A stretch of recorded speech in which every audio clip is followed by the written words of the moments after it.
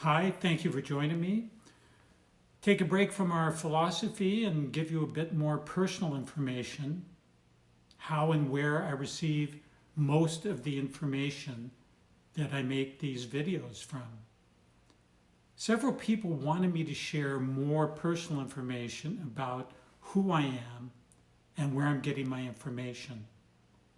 So this video is going to be sharing a bit more of my personal journey. Usually I begin with people sharing that I have a magical life. Now, compared to the lives of other individuals you might know, perhaps mine is either more or less magical, depending on your viewpoint. Had a beautiful family upbringing with lots of love and music playing continuously in our home. I have one younger brother named Barry. And when I was young, I enjoyed spending time with children my own age. And I was always known as the one who could make everybody laugh. At 10 years old, my mother and father allowed me to sit with their adult friends when they got together on Friday and Saturday evenings, if I promised not to interrupt unless I was directly addressed a question or they gave me permission to speak. I loved hearing adults talking about a wide range of topics. As an individual, I've always enjoyed making jokes, especially through play on words, and I have always loved to learn new things. I competed in sports throughout high school and maintained about a B average in math and science. I received a track and field scholarship to the University at Northridge in California. In 1970, I graduated from Northridge with a degree in finance, and by placing in the top 5 nationally in track and field competition, I earned my All-American designation in track and field. I was also nominated to my track and field Hall of Fame at my university. Up until 1973, I believed the metaphysics, esoteric, spiritual, psychic subjects were just not believable. In 1973, when I was 24, I met a Cherokee Indian who told me all my future guidance would come through my dreams. Now, my father, who was an engineer for Lockheed Aircraft, and his astrological sign was Scorpio, just couldn't fathom that dreams had any kind of significance. My mother, who was born a moon child, thought it was all very exciting. After my father witnessed that my dreams foretold what would happen to my mother and him, either 1 week in the future, a month, 2 years into the future, he became one of my biggest supporters. My parents were with me all the time. The Cherokee Indian, a medium who is now deceased, allowed me to hear more than 6,000 readings he had given to people. His readings had a depth unmatched by anyone I have ever heard about or experienced, including what I've read about Edgar Cayce. Those who have met Edward Monroe know exactly what I am speaking about. I heard 10,000 questions regarding the cosmos, life, and many, many other subjects. I also heard more than 10,000 past lives given to those individuals who came to him for readings. Listening to these gave me a real interesting perspective on life and the continuation of life.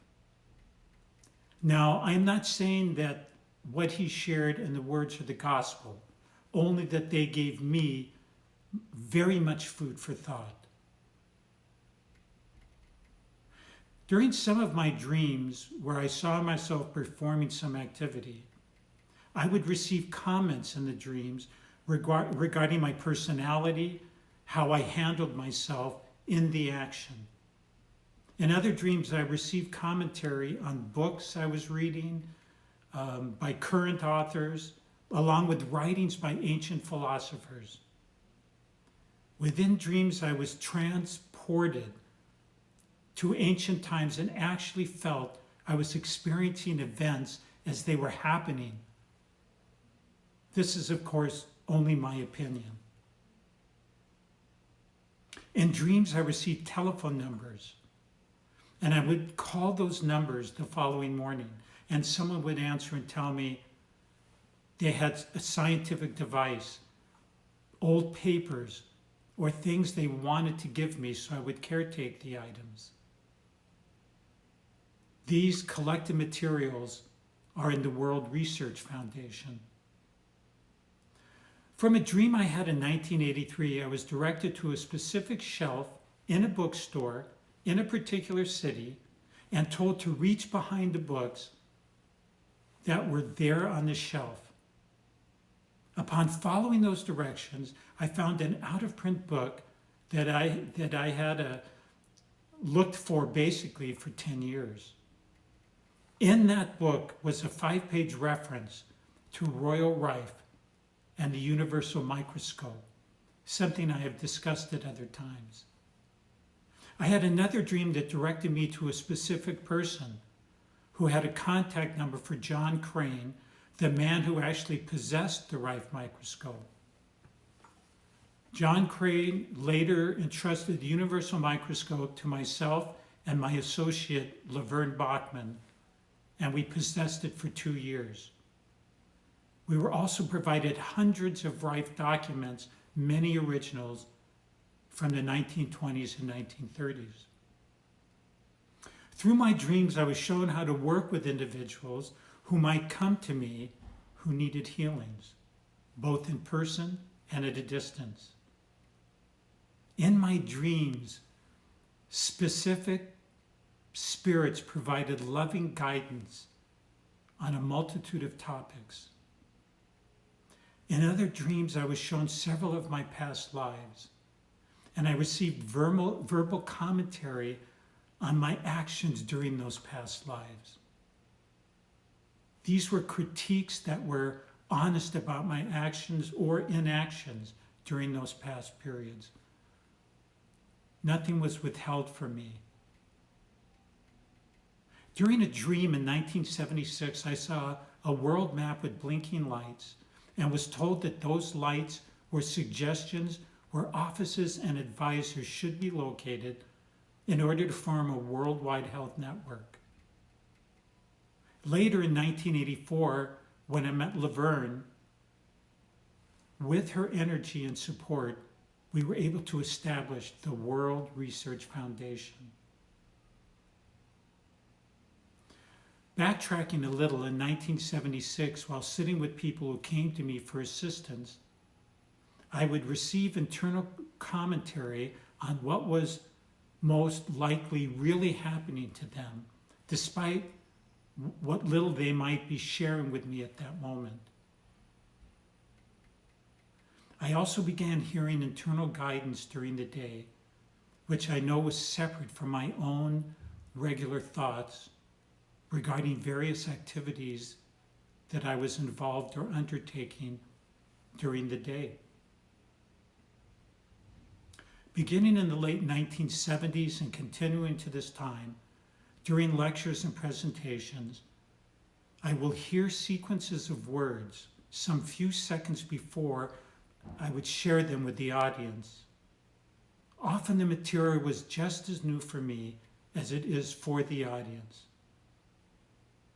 I've delivered more than 200 presentations to scientific, medical, and business groups, as well as the lay public, for more than 43 years. In the 1970s, I was fortunate to make the acquaintance of Manly P. Hall, a well-known philosopher in the Los Angeles area. He maintained a collection of nearly 80,000 books and parchments, scrolls dating to 150 BC. I had a personal meeting with him after I gave a copy of one of my dreams regarding Mr. Hall to Pearl Thomas, who was Mr. Hall's librarian for 50 years. The dream contained a key that Mr. Hall recognized could only have come from a higher source. After Mr. Hall invited me to his home, he granted permission to me to go into his private vault and copy any materials that I wished to duplicate. That was a period of tremendous learning for me. In 1986, I met Professor Dr. Carl Walter and Heidi Kleber. Both eventually ran our World Research Foundation office in Stuttgart, Germany. With them, I traveled throughout Europe meeting scientists, philosophers, healers, and spiritual people involved in a variety of subjects. I also noticed that my healing abilities and clairvoyance was greatly enhanced while in Europe and later while I was traveling through South America. Throughout my life, I have never joined any group or organization. I'm not saying they're bad, it just was not my way of learning. I continue to listen to my rock and roll oldies. That is my music of choice. I have never charged organizers for my lectures or presentations, except for a few medical conferences I did. You know that they can afford it. I have never charged for any counseling or personal healing work that I've done over the last 40 years. I've been blessed and feel I have a magical life. My journey has taken me from playing beach volleyball with Wilt Chamberlain to the jungles in Bali and Colombia. I have visited and been invited to lecture in prestigious scientific, medical, and governmental organizations throughout Europe and the Far East. Due to a dream in which I was directed to attend a particular health event, I ended up meeting Betty Lee Morales, who was in possession of Dr. Elmer Nemus's presentation book of the Nemuscope. The powerful and unique Nemuscope was stolen in the 1950s. It saw down to the atomic level. But Betty Lee had the presentation book at another location during the robbery. I met Betty Lee in the 1980s for approximately 20 minutes, and upon her passing later, she left the Nemuscope materials to me in her will. Virtually all of the subjects that I have shared on my YouTube channel, I have had some personal contact, possess original documents, or have had a spiritual experience. This includes individuals from the 1800s, 1920s, 1930s. I am saying spiritual because I feel I have been with those individuals. I have been with ancient philosophers, those of which I share. Now you can accept this last statement as you wish. For me, I have seen the lifetimes were different than is written in books. I do not claim that what I share is the gospel or that our suggestions are the only way to do things. I am sharing my experiences in the hope that it stimulates, encourages, and supports someone who is watching my videos. My internal guidance encourages me to continually share with you that all things are possible. And what one person does, everyone can and will eventually do.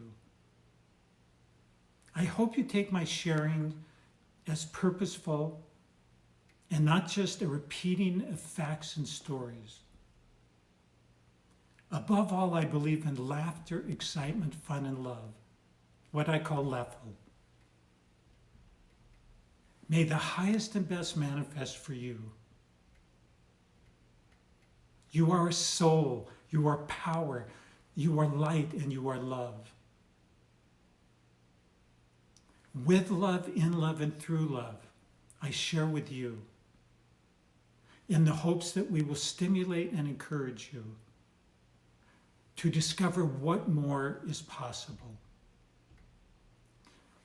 I hope this little sharing gives you more of a feeling of who I am and what my intent is. Blessings to you always.